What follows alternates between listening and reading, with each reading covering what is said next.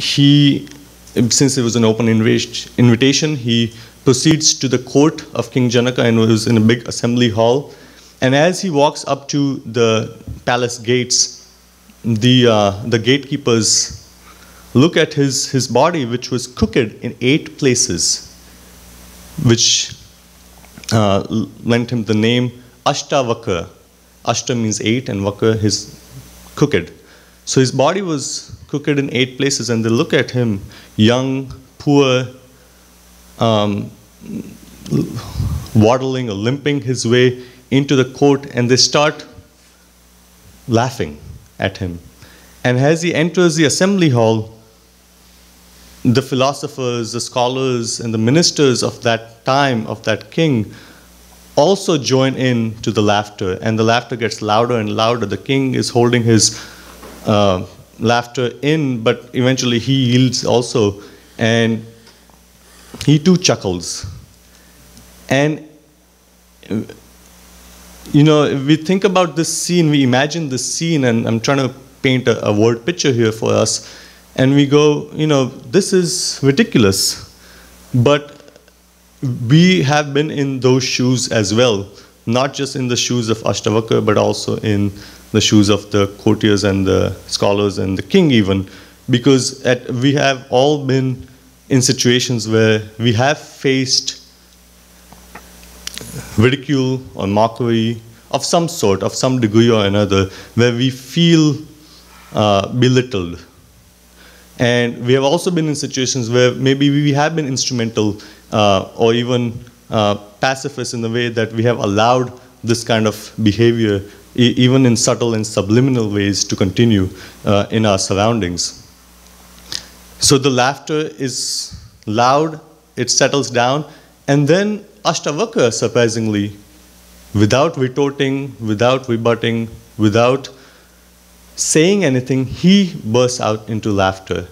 But his laughter was different. He was not laughing at anyone. And then, as he settles down, there is sort of an uneasy silence, an awkward silence in the hall. So the king couldn't bite his tongue. He said, Ashtavakra, I know why these wise ministers, well, supposedly wise, laughed, but I'm confused as to why you laughed. And he said, Ashtavakra said, that, you know, I came to Satsang, and I came to the king's palace, which is so big, and yet I feel that there is no space for me here. You know, there is no space. There is so much external space, but there is no space in the heart for me here. In a way, unwelcomed and unwanted. And yet, he was firm in his stance. He wasn't moved by that laughter, by that mockery, or by that ridicule. And so Janaka asks a question.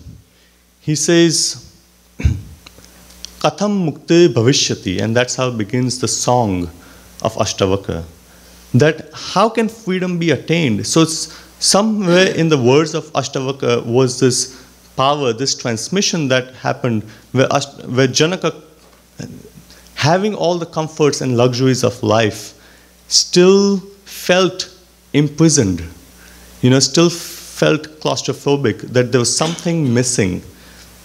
And even though externally there was satsang happening, yet that satisfaction was not found. And here was a boy who, even when the world laughed at him, he remained sure of his identity. And that's how begins this beautiful poetic song that we are blessed to have from our ancestors.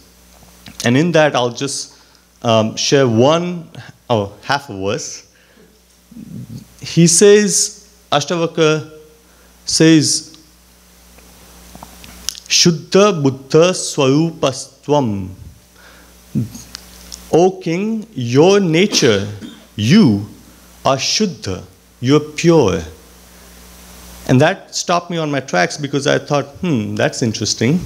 Because here, the whole world is telling him, you are deformed. And here he's replying in such a loving and compassionate way, not trying to assert his purity or his identity, but saying, you are pure, because somewhere in Ashtavakra, he knew that whatever people think of me is a reflection of how they think of themselves.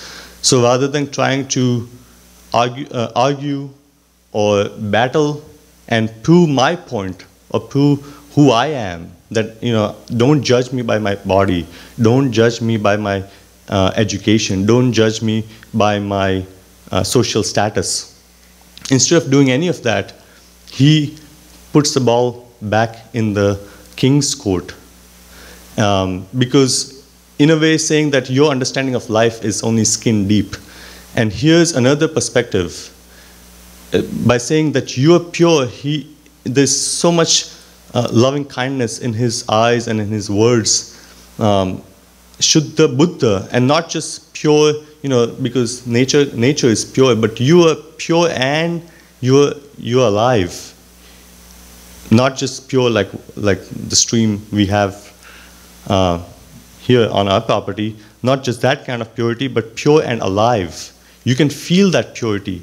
And as you feel it, he says, Ma Gama Shuddha Chittatam. As you feel that purity within yourself, as you bask and bathe in that more and more, he says that start making space in your heart for people who might be different or whom you might not even like.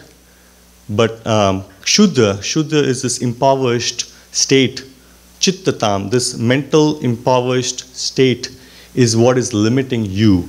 And that's why even despite your opulence and majesty and power and status, you're not able to sleep peacefully because you are limiting yourself. And by doing that, as a king, and even and looking and challenging the people around him, even as citizens, by doing that, we were actually limiting not just our potential, but reflecting that in our surroundings, and thus not giving back to society, not participating and engaging in a constructive and in an uplifting way.